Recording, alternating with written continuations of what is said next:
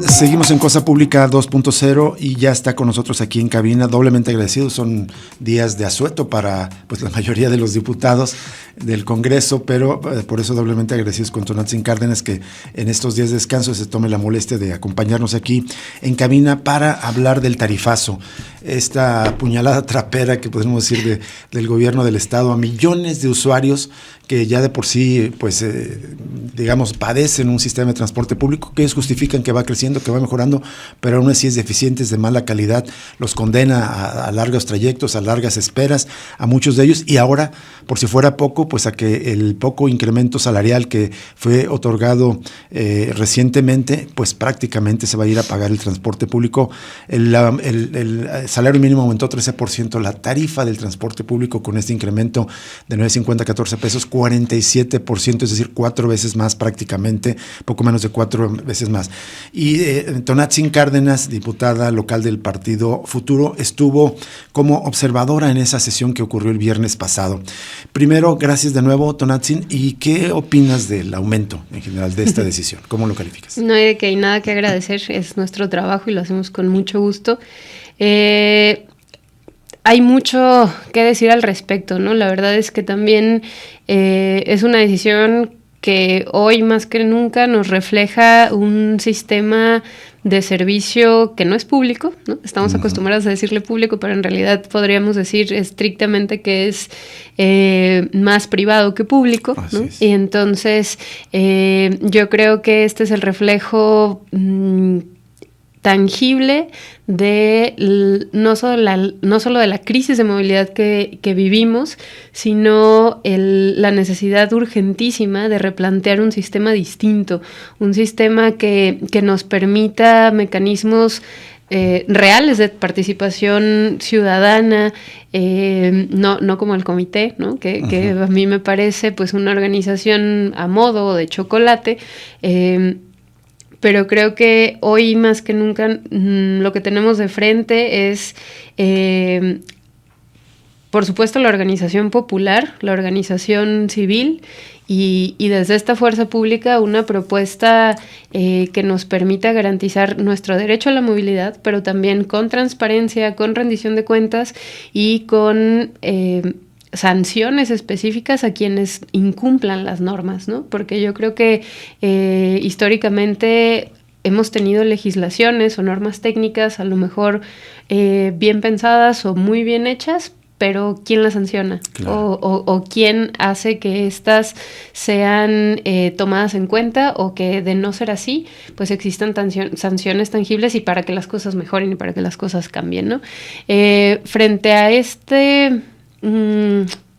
pues le podríamos llamar madruguete, ¿no? Pero claro, la verdad es que yo estaba lista porque presencié esto hace un año. Nosotras llegamos a la legislatura en el noviembre pasado y una de mis primeras actividades, un mes después, más o menos, después del primer presupuesto que vivimos, fue fui como observadora también de este comité técnico tarifario, ya que una de las agendas que nos hemos propuesto a tener como prioridad es la movilidad, ¿no? Y al presenciar este comité el año pasado, pues nos dimos cuenta que no era representativo de la realidad cotidiana de las personas, ¿no? Y por eso desde entonces pues hemos alzado la voz y hicimos una iniciativa para modificar la configuración del comité donde realmente se representaran las voces de las y los usuarios. También hicieron una reforma a este comité en 2022 que fue acompañado de toda la ley de movilidad y también retiraron, por ejemplo, la representación de la Federación de Estudiantes de la Universidad de Guadalajara, ¿no? Y era una cosa de que nosotros también proponíamos que se regresara y también que existiera una representación de otras universidades que fueran usuarios del apoyo al transporte público, ¿no? Esto para precisamente evitar lo que hoy está sucediendo. Es que, digamos, de una manera absurda, retiren la representación, esto no lo sabía, pensé que todavía tenía derecho a voz la representación de la FEU, que de algún modo representa a cientos de miles de estudiantes. 350,000 personas. Pero curiosamente existen los empresarios que llegan seguramente a estas sesiones en un auto manejado por su chofer, es decir, no son usuarios constantes, comunes del transporte público. Entonces está esta irracionalidad. En concreto, ¿cómo fue esta sesión de este pasado viernes? Me decías que es en las instalaciones de la Secretaría de Transporte. ¿A qué horas fue y cómo se dio el debate o los argumentos técnicos? ¿Quién presenta, digamos, la iniciativa de aumento? La metodología que se utiliza es, convoca a la Secretaría de Transporte con voz, digamos, el secretario Diego Monraz y la directora del Transporte Público, Mariana Burgos, me parece que es su apellido, y ellas y ellos proponen o hacen el estudio que le muestran o que ponen sobre la mesa para el debate o el supuesto debate a los concesionarios, al sindicato de trabajadores y al observatorio, que es la representación de la sociedad civil organizada que existe, el observatorio del área metropolitana de Guadalajara y la Universidad de Guadalajara, con una representación desde la academia, ¿no? Que me parece siempre las opiniones de Mario siempre son muy puntuales, sumamente técnicas. Mario Córdoba, ¿no? Mario Córdoba, es basado pues en los estudios que también hace la Universidad de Guadalajara, ¿no? Lo que se discute aquí es que está también puesto en la ley, que es la fórmula para la tarifa indexada, que es los indicadores que se toman en cuenta para tener la tarifa técnica, digamos, que la tarifa técnica es digamos, el precio de los combustibles, el ingreso promedio, el salario mínimo y el precio de los índices del consumidor, por ejemplo, ¿no? Que también es una de las propuestas que hemos hecho, reconfigurar esta fórmula para que realmente exista una tarifa social para el pasaje justo, ¿no?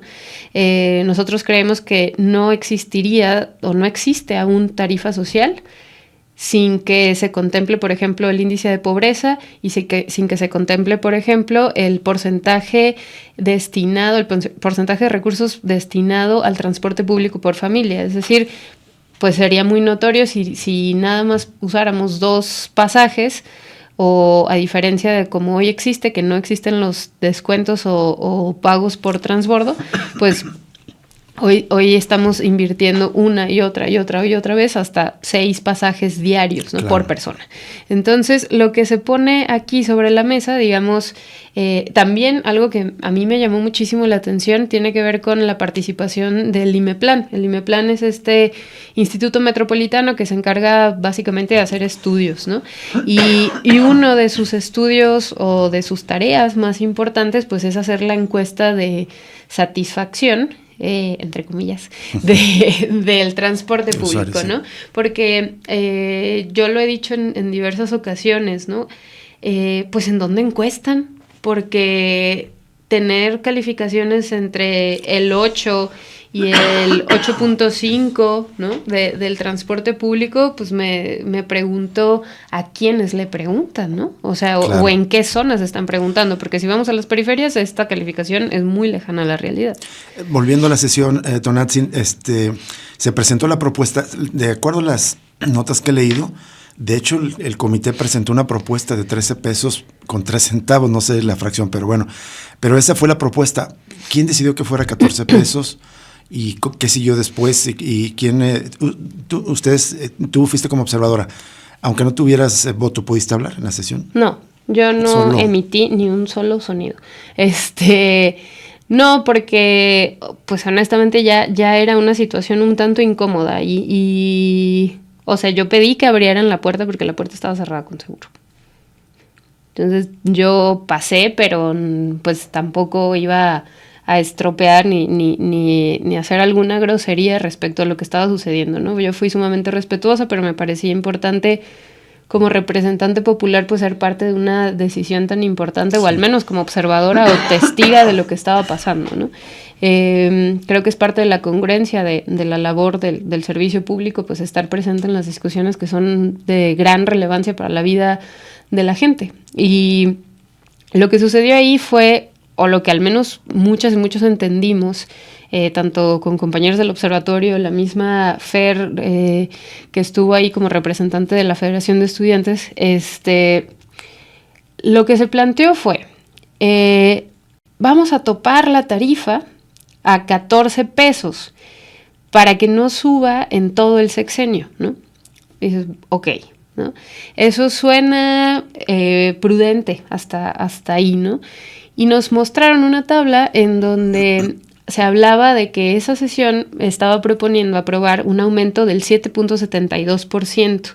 Este 7.72% de aumento, lo que se explicó ahí era que iba a ser un aumento que de aprobarse o proponerse por parte del Comité Técnico Tarifario, se lo propone al Poder Ejecutivo, que es al gobernador, quien tiene derecho de veto y quien tiene la última palabra en esta decisión.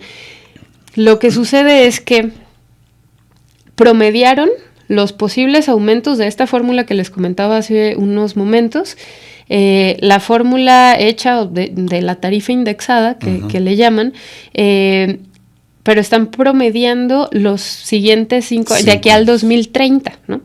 Y el promedio de esa fórmula o del resultado de esa fórmula te da 13.03%, pesos.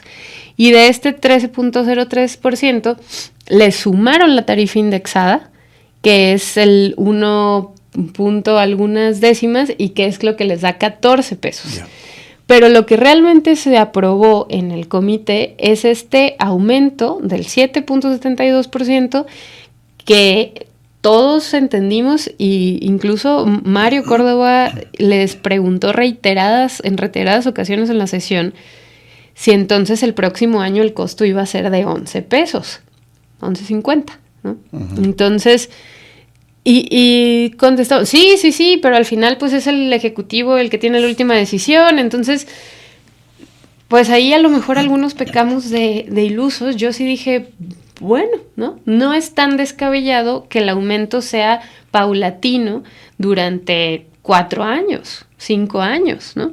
Entonces, en la sesión no quedó claro que aumentaba directamente a 14 pesos. Jamás se habló de 14 pesos. Eso está mucho más raro, por eso se habla de opacidad, ¿no? En la sesión. Sí. El Diario Mural publicó, digamos, incluso los nombres. ¿Quiénes votaron a favor de este incremento? El representante de la CTM, Juan Huerta Pérez, del Sindicato de Trabajadores del Autotransporte, que está afiliado a la CROC, José Alberto Cortés.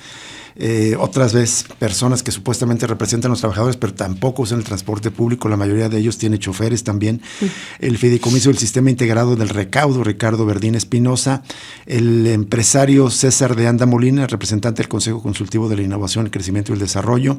Votaron en contra a Donaís González Lido, del Observatorio Ciudadano de Movilidad, y Mario Córdoba, que ya decías, de la Universidad de Guadalajara, y dice así solo con voz, pero más bien estuvieron presentes, y bueno, sí con voz Diego Monraz, pero estuviste tú, Tonantzin Cárdenas, y Fernanda Romero, uh-huh, de la FEU, y también un representante de la Contraloría del Estado, según este recuento. Sí, estábamos presentes, desconozco la verdad quién era la persona representante de la Contraloría del Estado. Sí hizo uso de la voz, no sé si se identificó o no. Yo estuve esperando unos minutos antes, entonces yo no estuve en los primeros 15 minutos de la sesión, o 20 minutos de la sesión hasta que me dieron acceso. Entonces, yo no dije nada durante la sesión porque, pues, insisto, no fui convocada, no fui invitada especial, como lo dijo el secretario, que le agradezco el nombramiento, pero no fue así. Me autoinvité especialmente, eso sí es una realidad, pero porque ya sabíamos cómo estaba operando este comité. Y a ver, hay algo que también hay que reflexionar, ¿no? Y creo que es muy importante dejarlo muy en claro, ¿no? Nosotras incluso también habíamos propuesto que las personas conductoras fueran parte también de este comité. Ellas y ellos son una base prioritaria que se tiene que dignificar su labor. Y también, ¿no? Tener evaluaciones constantes que nos permitan conocer su salud física, emocional, mental, ¿no? Y que no es nada más por las garantías del servicio, sino porque tiene que ver con una garantía de derechos laborales de quienes nos prestan un servicio público tan importante como es el llegar a trasladarnos y ejercer este derecho puente como es la movilidad, ¿no? Algo que por ejemplo, se careció en toda la discusión, ¿no? 2 horas ahí, empezó a las 10 o la cita fue a las 10, a las 12 del día, 2 horas ahí y nada o muy poco, escaso, se habló de las garantías reales o el seguimiento de transparencia que se le pudiera dar al aumento o al costo de este aumento, ¿no? Como compromisos de mejora, ¿no? Así es, me refiero a compromisos de mejora y no solamente en la frecuencia de paso, que por supuesto que no es de 9 o 15 minutos, como dice el IMEPLAN, llega a ser hasta de 2 horas si te vas a las periferias. Esa es una realidad, o sea, entre 1 hora, si vives en el norte de Zapopan, a veces son 40 minutos o 1 hora de espera. Si tienen sillas de ruedas o alguna condición de discapacidad, pues pueden ser hasta 2 o nunca, ¿no? Eso en Valle de los Molinos, por ejemplo. Claro, así es.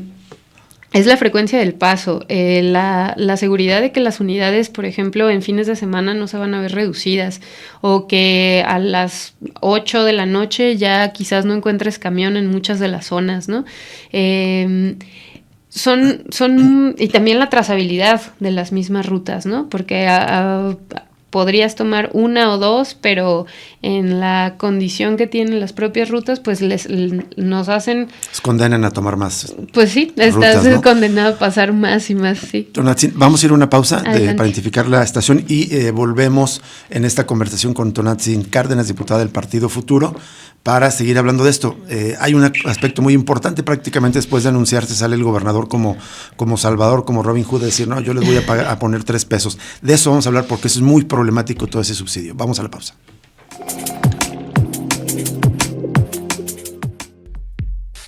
Cosa Pública 2.0.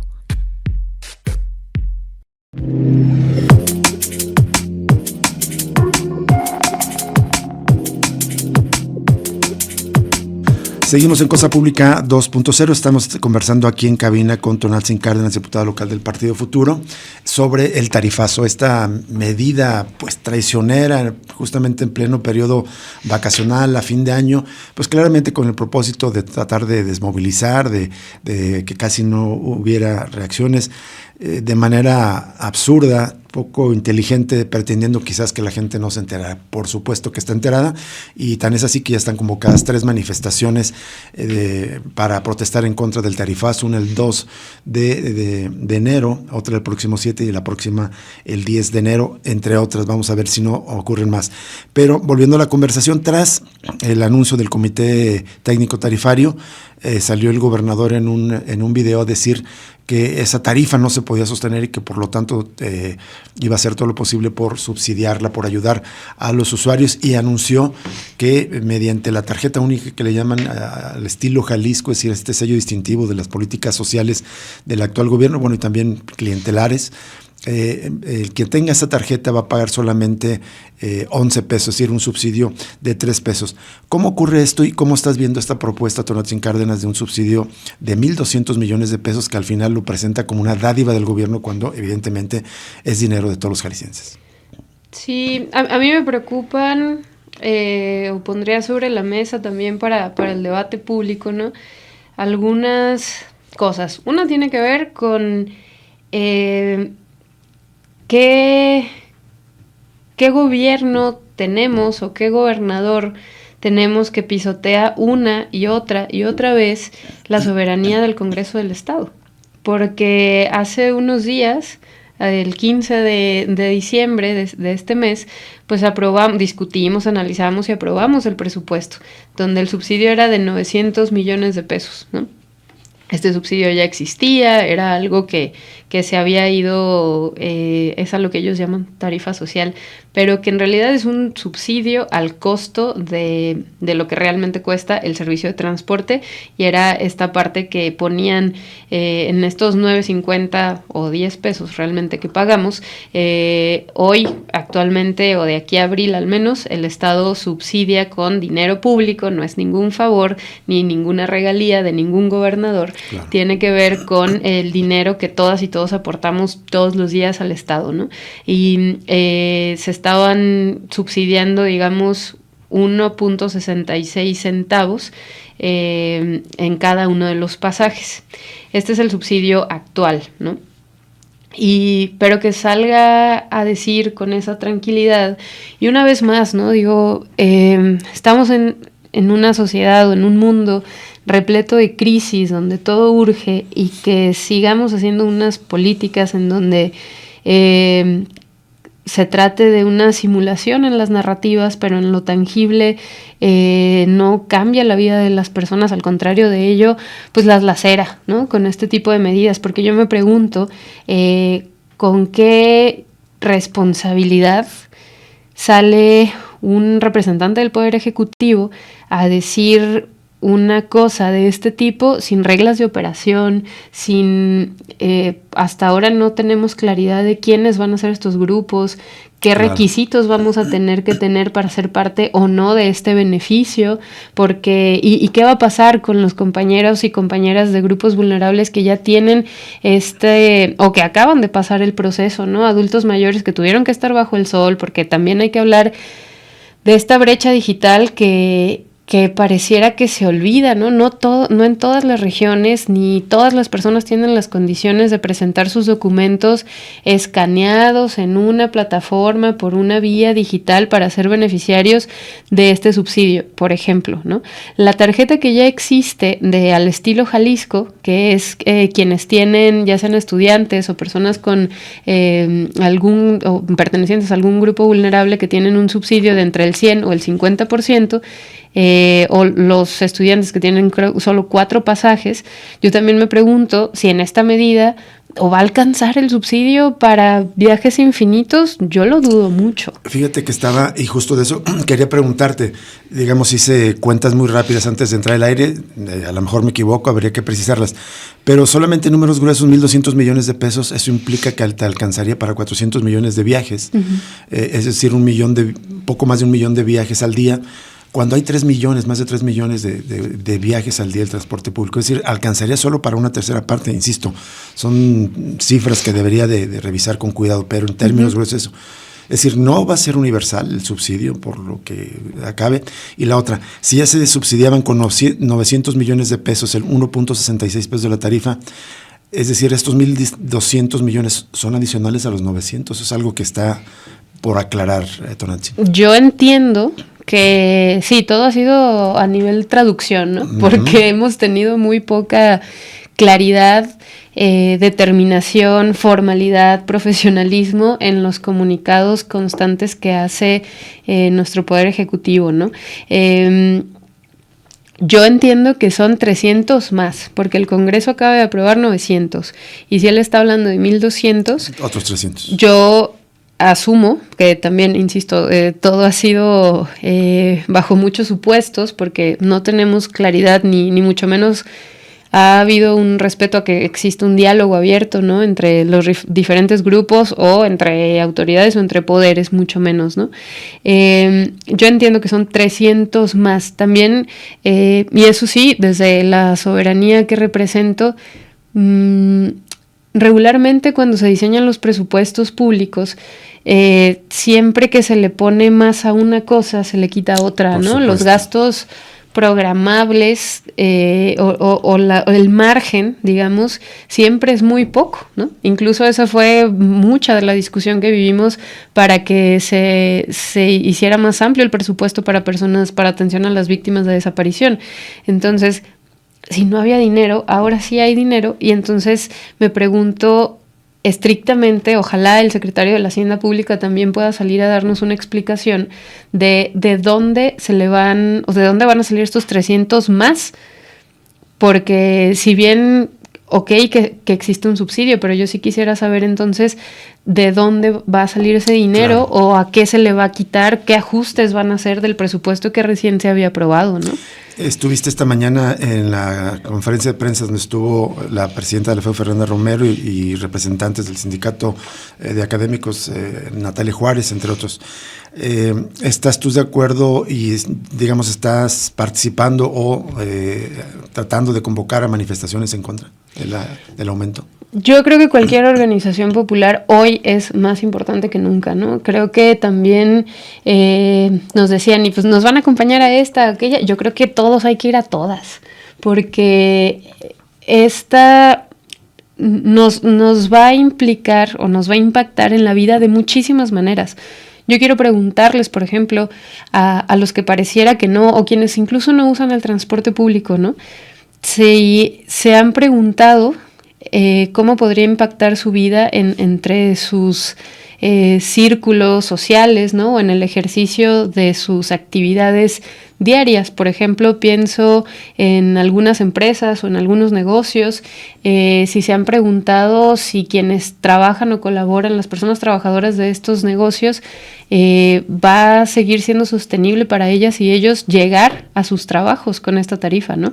Porque si no eres parte de este grupo vulnerable o de algún grupo vulnerable o no puedes acceder por alguna razón, porque se cayó el sistema o porque no tenías tus papeles o porque cualquier razón, para que no puedas entrar en el grupo de beneficiarios de esta tarjeta al estilo Jalisco,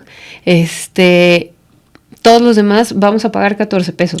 Es que ya solamente tomar 2 camiones para llegar a algún lugar y otros 2 para regresar son 100 pesos más o menos al día, y eso implica 28.56, quizás menos, pero de todas maneras es una proporción importante del salario de las personas. Calculamos que necesitas usar 3, ya sea macro o que uses el transporte intermodal, ¿no? Pero 3 pasajes al día para ir, 3 para regresar. Ya estamos hablando de 104 pesos. Y esto ya es una tercera parte del salario mínimo diario. Así es. O sea, no va a ser rentable para nadie. Y por eso hago un llamado a... Corrijo, 84, ¿no? 6 pasajes me parece que son 84. Hicimos mal las cuentas. De cualquier manera son casi 100 pesos diarios en el mejor de los casos, ¿no? Porque hay personas que toman más, ¿verdad? Que toman más camiones, hasta más. Y otro factor importante, 2 consecuencias importantes que vemos, ¿no? El aumento del uso de las motocicletas, que ya venía en aumento, pero claro que es un incentivo mayor, ¿no? Tonatzin, ya para terminar entonces, me parece que si uno ve paso a paso fue como una medida política, es decir, damos un madrazo de una vez de un aumento así muy grande para tratar de tener margen electoral y que si el subsidio y tal, y la otra pues intentando también aplacar manifestaciones, pero de manera clara, este aumento no garantiza un mejor transporte y por lo tanto sigue una tarea pendiente que es mejorar el transporte público. Así es, yo desconozco y creo que eso es el diálogo que necesitamos abrir con el Poder Ejecutivo, que si bien esta decisión está tomada, necesitamos como sociedad organizada, más allá de lo que represento en este momento como diputada, más allá de eso, pues también soy habitante de esta ciudad y como habitante de la misma y responsable también de todas las decisiones que se toman en el Estado, pues creo que hoy necesitamos organizarnos para tener claridad de las sanciones, quiénes van a ser los entes que estén vigilando a las concesionarias, si van a recibir este dinero. Necesitamos que nos garanticen la frecuencia del paso, la calidad en el servicio, las mejoras de la dignidad laboral de quienes son conductoras y conductores de este servicio también, ¿no? Y sin estas garantías o sin sanciones por incumplimientos, la alza de la tarifa no tendría sentido, porque estos 14 pesos van a ir directamente destinados a las concesionarias. Claro. Un punto ya actual a debatirse sería estatizar el servicio de transporte público, es decir, retirárselo a los privados. Acabamos de tener un ejemplo muy concreto que es un mal servicio de prestación de recolección de basura en Guadalajara y lo retomó el municipio y lo está haciendo en mejores condiciones. ¿Algo así se podría plantear para el transporte público, Tonatzin? Yo sería la más feliz. Yo creo que es hacia donde tenemos que ir en todos los servicios, ¿no? Porque este camino de la privatización, que esto ya es, o sea, el pagarle directamente estos 14 pesos directamente a las empresas concesionarias o las empresas prestadoras de servicio, ya es privatizar el servicio.